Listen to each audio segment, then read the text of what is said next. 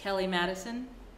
And what race did you choose in the 2010 census? Black.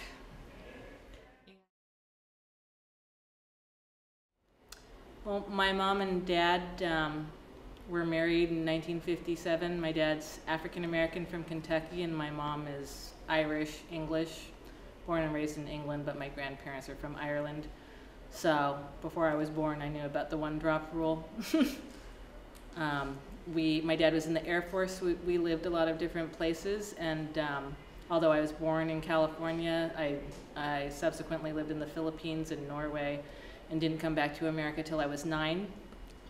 And in Norway, there was no one-drop rule, and there was no reason for them to institutionalize white supremacy. So the fact that my dad was dark and my mom was light didn't have any meaning.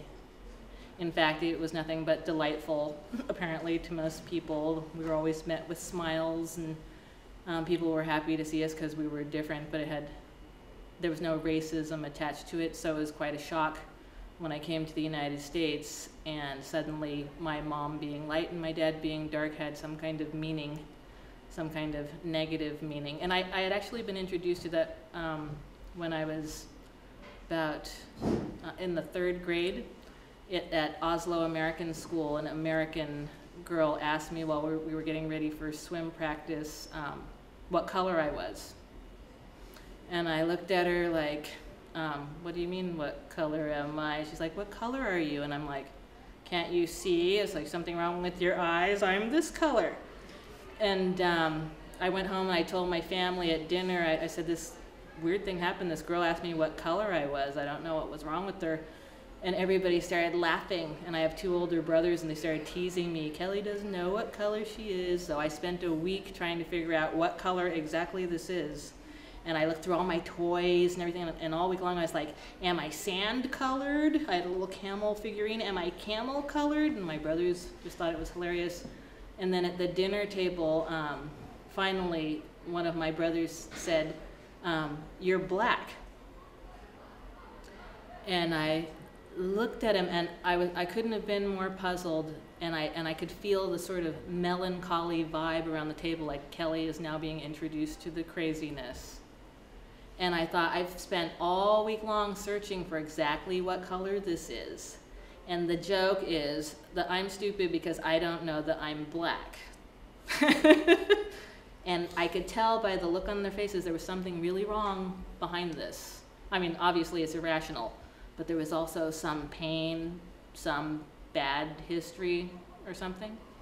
And when I came to the United States, and suddenly it meant something to people that my mom was light and my dad was dark, and all of that, I knew that I wanted to find out why, what was wrong with people in America. And that's what I ended up studying and becoming a professor in.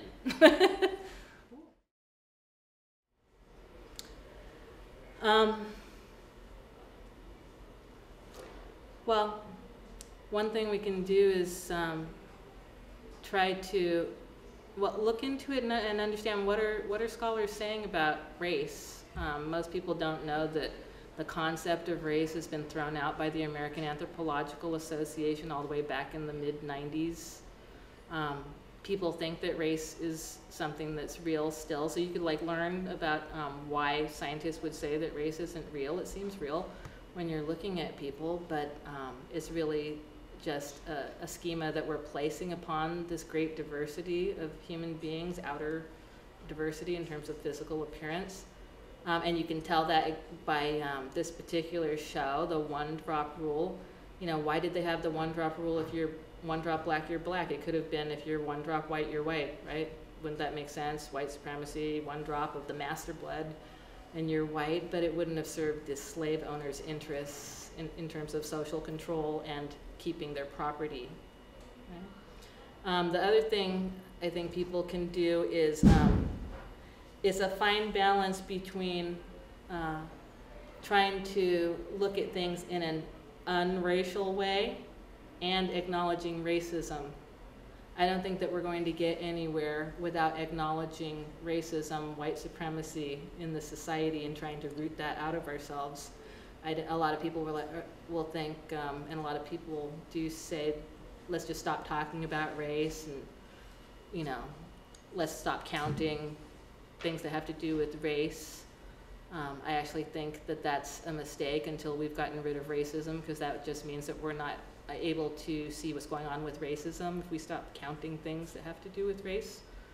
I think people need to acknowledge the extent to which we live still in an institutionally racist society. Even if we got rid of all the racist attitudes, we wouldn't get rid of the racial wealth gap, which is the source of the real differences that we see in access to resources, which we think of as being racial differences, but they're not. They're differences that have been created by racism and the way that it's been institutionalized in our society.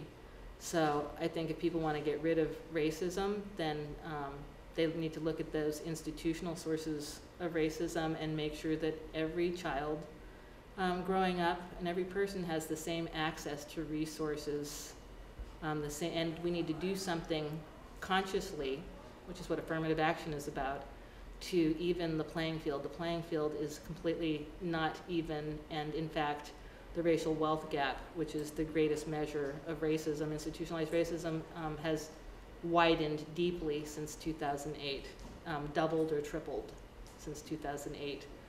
So it's not good enough to just say I'm going to stop being racist in my attitudes. If that institutionalized racism is still there, those attitudes will come back, because when you look around, you say, why do these people who are darker over here live in this neighborhood and these people over here who are lighter live in this other neighborhood?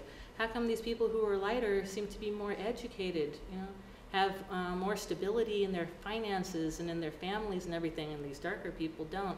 Well, there's a reason why, and it has nothing to do with the actual color of their skin, just the way that the color of their skin has been made to matter politically and in terms of personal practices of people in the United States. That's what we need to address.